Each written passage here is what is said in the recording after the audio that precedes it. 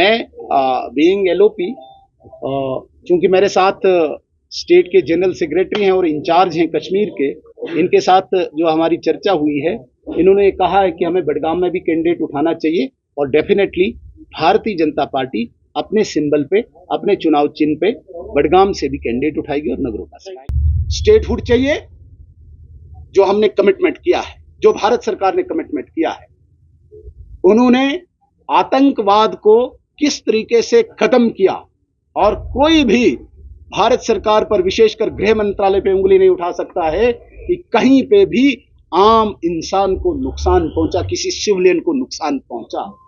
Jammu Kashmir union territory के लिए नरेंद्र मोदी जी के आदेश के बाद और डॉक्टर जितेंद्र सिंह जी के प्रयासों के बाद सिर्फ और सिर्फ जम्मू कश्मीर यूनियन टेरिटरी के लिए कृषि मंत्री आदरणीय शिवराज सिंह चौहान जी ने 171 करोड़ किसानों के लिए, जिसे हम किसान सम्मान निधि कहते हैं, और जो अभी ड्यू भी नहीं था, वो कल रिलीज किया।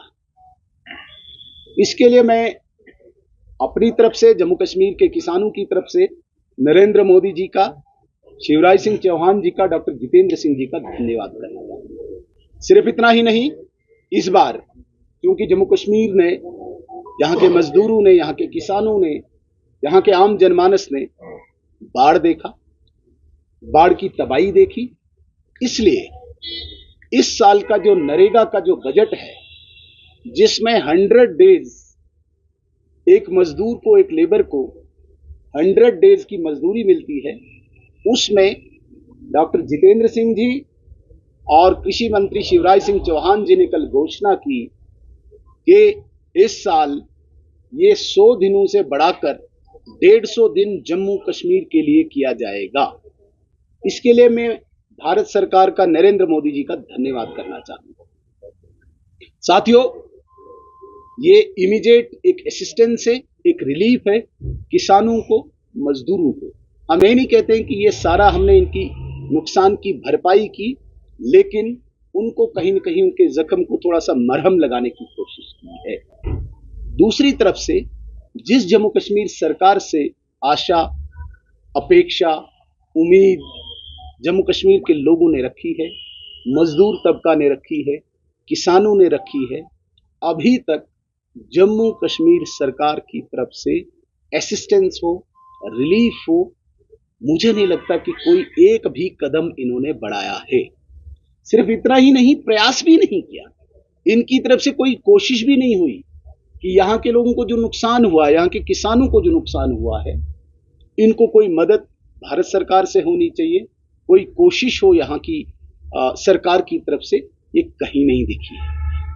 मैं आज के दिन आपको फिर एक बात याद दिलाना चाहूंगा। आज ठीक 8 अक्टूबर है और आज से ठीक 1 साल पहले 8 अक्टूबर 2024 को जम्मू कश्मीर विधानसभा का रिजल्ट था।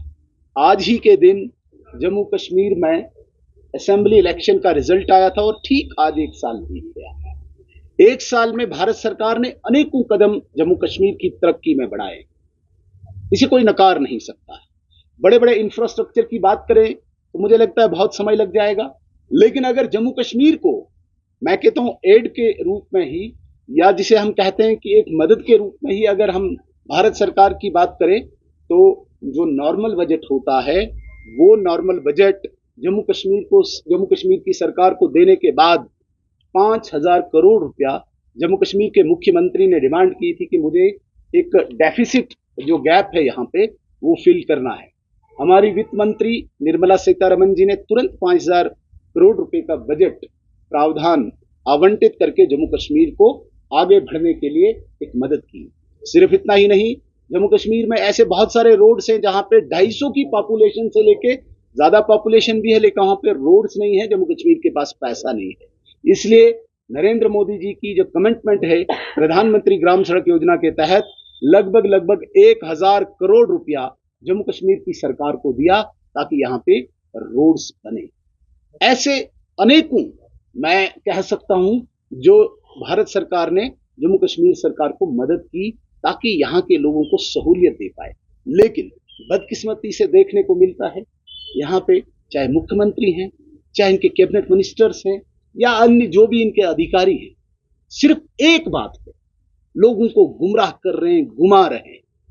भारत सरकार पैसा दे रही है, ग्राउंड पे वो लग रहा है नहीं लग रहा है इसकी उनको कोई चिंता नहीं है, वो लोगों तक गरीबों तक पहुंचे उसकी कोई फिक्र नहीं है। एक बात पे घुमा रहे हैं, हमारे पास पावर नहीं है, हमारे पास स्टेटहुड नहीं है। ये बड़ी बदकिस्मती है, मुझे बड़ा अजीब लग रहा है। उमर अब्दुल्ला साहब जो चीफ मिनिस्टर हैं, एक ही बात पे, चाहे वो इंडिपेंडेंस डे की स्पीच करे, आपने देखा होगा 15 अगस्त की इंडिपेंडेंस डे की स्पीच, चाहे वो नॉर्मल स्टेज पे चढ़ के बात करें, चाहे वो किसी इंस्टीट्यूशन में बात करें, उन्हें एक ही बात पे जम्मू कश्मीर के लोगों को घुमाना बड़ा अच्छा लगता है। मेरे पास स्टेटहुड नहीं है, मेरे पास पावर नहीं है। किस स्टेटहुड की बात कर रहे हैं? क्या नहीं है उनके पास? मैं पूछना चाहता हूं इस प्रेस कॉन्फ्रेंस में बड़ा सीरियसली, मैं आरोप एलिगेशन नहीं लगाता हूं, लेकिन मैं प्रश्न पूछना चाहता हूं सीएम साहब को कि आपके पास क्या पावर नहीं है? जो जो आपने कमिटमेंट्स की थी, क्या उसके लिए पूरा करने के लिए आपके पास पावर नहीं है? आपने अभी तक एक साल में 16 कैबिनेट मीटिंग्स की, 16 कैबिनेट मीटिंग्स में आपने 97 ऐसे डिसीजंस हैं जो एलजी महोदय ने अप्रूव कर दिए। लोगों को गुमराह कर रहे हो, हमारी फाइल नहीं निकल रही है। आप मुझे बताइए कौन सी ऐसी फाइल है जो आपकी कमिटमेंट लोगों के साथ थी और जिसको एलजी साहब ने रोका है? 200 यूनिट बिजली की है क्या? 12 गैस सिलेंडर की है क्या? 10 किलो राशन की है क्या? 1 लाख नौकरियों की है क्या? आप मुझे बताइए। अगर आपकी फाइल कहीं पे रुकी हुई है तो हम वादा करते हैं इस प्रेस कॉन्फ्रेंस के माध्यम से हम करवाएंगे, हम लड़ेंगे एलजी साहब से कि ये करके दीजिए। लेकिन झूठ, सिर्फ झूठ, झूठ के अतिरिक्त तो कुछ आता ही नहीं है। कौन सी फाइल है? एक इंटरव्यू में मैंने सुना सीएम साहब कहते हैं कि बड़े इंस्टीट्यूशंस मेरे पास नहीं है, चाहे स्किम्स की बात कही, चाहे बाबा गुलाम शाह बड़शाह यूनिवर्सिटी की बात कही या पीडीसी की बात कही। महोदय, ये यूनियन टेरिटरी है और यूनियन टेरिटरी एक ज़ाब्ते के तहत चलती है। जो आपके पास है तो वो है, वो कीजिए, जो नहीं है तो उनको गुमराह क्यों कर रहे हो लोगों को कि भाई इन इंस्टीट्यूशन के आने के बाद आप अपने वादे पूरे करेंगे? मुझे बताइए। आपने कहा कि एडवोकेट जनरल की फाइल, झूठ। आपने कहा टीओबीआर की फाइल, जिसे हम बिजनेस रूल कहते हैं, हमने जो पता कराया, हमें जो सूचना मिली है, झूठ बोला, है ही नहीं उनके पास, भेजी ही नहीं है। जो भेजी है वहां से वापस आई है, सीएम साहब के पास पड़ी हुई है। आप मुझे बताइए, आपने अभी तक चेयरमैन जेएंड के board of school education approve नहीं की फाइल आपके पास है ना? एलजी महोदय के पास नहीं है, क्यों नहीं किया आपने? मैं आपको बताना चाहता हूं, आपने मैनेजिंग डायरेक्टर पीटीसीएल फाइल आपके पास पड़ी है, आप नहीं कर रहे हैं और इल्जाम एलजी महोदय पे है। आप चीफ इंजीनियर्स की बात कीजिए, नॉर्थ साउथ पीर पंचाल रेंज, आप नहीं कर रहे हैं। 30 ऐसी पोस्ट्स हैं जो सुपरिटेंडिंग इंजीनियर बनाने हैं, जो चीफ मिनिस्टर महोदय ने बनाने हैं, डिपार्टमेंट भी उनके पास है, पावर डिपार्टमेंट, आप नहीं कर रहे हैं। मीन्स आप गुमराह कर रहे हैं लोगों को, क्योंकि आपको आदत ही नहीं है काम करने की, आपने कभी काम किया ही नहीं, आपने झूठ बोला है। आज कंपटीशन है यहाँ पे विकास का, डेवलपमेंट का, आज सवाल आपको पूछ रहे हैं लोग, इसलिए आप झूठ बोल रहे हैं। और जिस स्टेटहुड की आप बात कर रहे हैं, मुझे बताइए उमर अब्दुल्ला साहब, सीएम साहब, आप कहते हैं कि आपके पास पुलिस का डिपार्टमेंट चाहिए। मैं कश्मीर के लोगों से इस प्रेस कॉन्फ्रेंस के माध्यम से एक सवाल पूछना चाहता हूं, किस स्टेटहुड की बात कर रहे हैं? क्या 2008 से 2014 तक आपके पास स्टेटहुड नहीं था? क्या 96 से 2002 तक आपके पास स्टेटहुड नहीं था? क्या 89 तक जो आपने हुकूमत की आपके पास स्टेटहुड नहीं था? क्या 82 तक जब आपने हुकूमत की आपके पास स्टेटहुड नहीं था? लेकिन मैं सिर्फ आपके टेन्योर की अगर बात करूं तो कश्मीरियों को मैं याद दिलाना चाहता हूं, साथियों, इन्होंने उग्रवाद के नाम पे कई कहानियां यहां पे लिखी। अगर उन किताबों को, उन कहानियों को, वर्कों को हम पलटें तो कई ऐसे लोग, कई ऐसी लोगों की स्टोरीज निकलेंगी जो ये कहेंगे कि हम बेकसूर थे, हम निहत्थे थे, हम मासूम थे और सिर्फ उमर अब्दुल्ला साहब के दौरान हुकूमत में मारे गए आतंकवाद के नाम पे। वो सिविलियन थे, आपको जवाब देना होगा। क्या कश्मीरी सिविलियन को मारने के लिए आपको स्टेटहुड चाहिए? आपने तो आतंकवादी को कभी नहीं मारा, आपने उग्रवादी को तो कभी नहीं मारा। हां, सिविलियन को रक्त रंजित किया आपने यहां पे हड़तालें करवाई, आपने यहां पे स्कूल बंद करवाए, आपने यहां पे मजदूरों की मजदूरी खाई। वो स्टेटहुड चाहिए?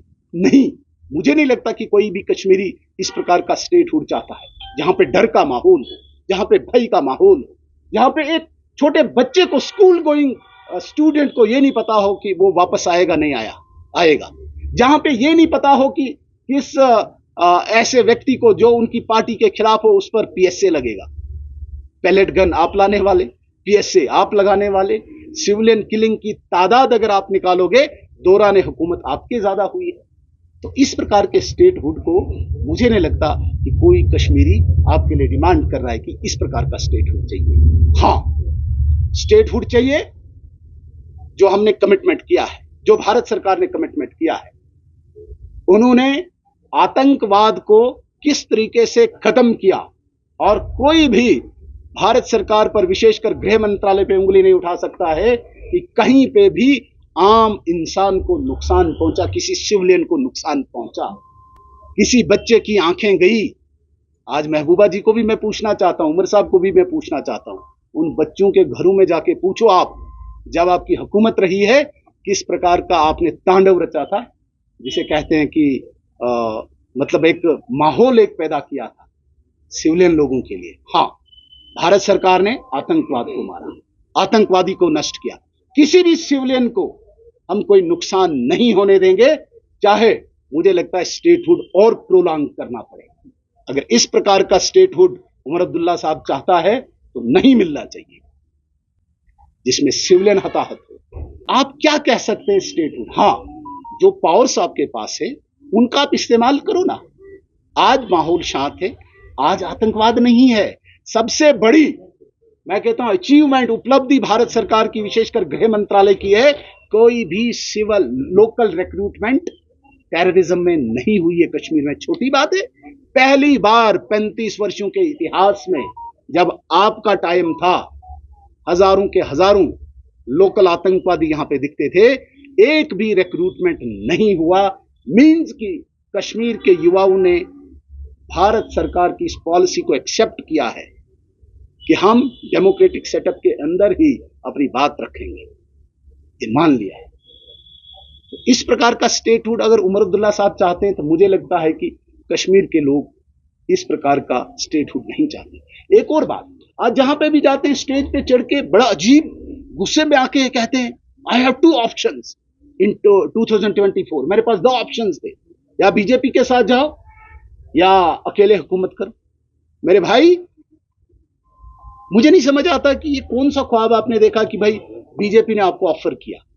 अगर किसी भी भारतीय जनता पार्टी के, मैं बड़ी जिम्मेदारी के साथ ये बात कहता हूं, किसी भी भारतीय जनता पार्टी के किसी नेता ने आपको ऑफर किया हो, आप पुष्टि करें, आप बाहर लाएं बात को, वरना मनगढ़ंत कहानियां झूठी। भारतीय जनता पार्टी के साथ जाने का मुझे मौका था नहीं, भारतीय जनता पार्टी के दरवाजे आपके लिए बंद थे, बिल्कुल, तब भी और अब भी। हम अपोजिशन में हैं, हम विपक्ष में, हम संतुष्ट हैं, हम खुश हैं, हमें सरकार से कोई लेना देना नहीं, आप सरकार चलाए, नहीं हमें सरकार में आने की कोई आवश्यकता थी।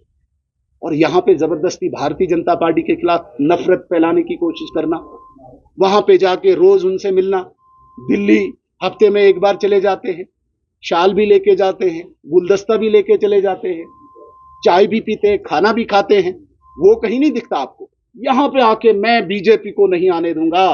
मेरे भाई, भारतीय जनता पार्टी को आपके साथ सरकार बनाने की कोई आवश्यकता ही नहीं। अगर किसी ने आपको ऑफर किया हो, आप पुष्टि करें, पब्लिकली करें, वरना माफी मांगे इस बात से, कश्मीरियों से, जम्मू कश्मीर के लोगों से माफी मांगे कि आपने झूठ बोला। बार बार आप झूठ बोलते हैं, क्यों? क्योंकि आपको आदत हो चुकी है। इन दोनों परिवारों को दिल्ली में जाके पूरी दोस्ती करते हैं, लेकिन सेंटर के खिलाफ एक माहौल कश्मीर के अंदर पैदा करने की कोशिश करते हैं। खुद पूरी दोस्ती है इनकी, मैं कहना नहीं चाहता, आपकी दोस्ती मतलब हर कोई जानता है, लेकिन यहां पे आम कश्मीरी को आप सेंटर के खिलाफ नफरत पैदा करने के लिए एक माहौल तैयार करते हैं। भाजपा हमारे साथ सरकार बनाना चाहती है। अरे भाजपा सबसे बड़ी पार्टी है इस दुनिया की, कई प्रदेशों में हमारी सरकारें हैं। अब इस जम्मू कश्मीर में सरकार बनाने के लिए हम उमर अब्दुल्ला साहब को पूछेंगे, दरवाजे पे आप जाते हैं। 2008 से 2014 तक नेशनल कॉन्फ्रेंस की सरकार रहती है। आज ये सिक्योरिटी की बात करते हैं, मेरे पास सिक्योरिटी नहीं है, मेरे पास लॉ एंड ऑर्डर नहीं है, वरना मैं ये करता, मैं वो करता। क्या करता पता नहीं है। 2008 से 14 क्या किया आपने? अगर आप आंकड़ा निकालेंगे, 7000 इंसिडेंट हैं 6 सालों में लॉ एंड ऑर्डर के, कानून व्यवस्था जिसकी बात करते हैं। 7000 इंसिडेंट्स, कितने? 7000। और उमर साहब चीफ मिनिस्टर, फुल फ्लेज रियासत के, यूटी के नहीं। पुलिस आपके पास, सिक्योरिटी फोर्स आपके पास, वो यूनिफाइड कमांड आपके पास।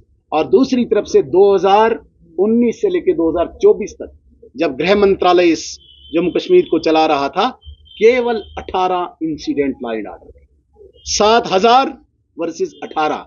और आप कंपेयर करते हो कि भाई मेरे पास सिक्योरिटी होती, हमें पता है तुम्हारे पास सिक्योरिटी होती, तुम क्या करते?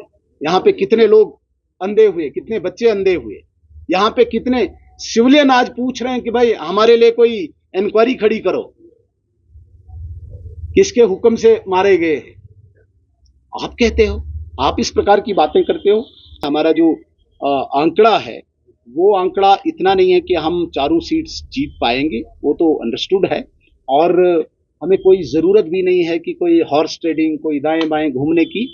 जितनी हमारी लिमिट है, उसी लिमिट तक जाके हम कैंडिडेट्स उठाएंगे। आप मेरी बात को समझिए।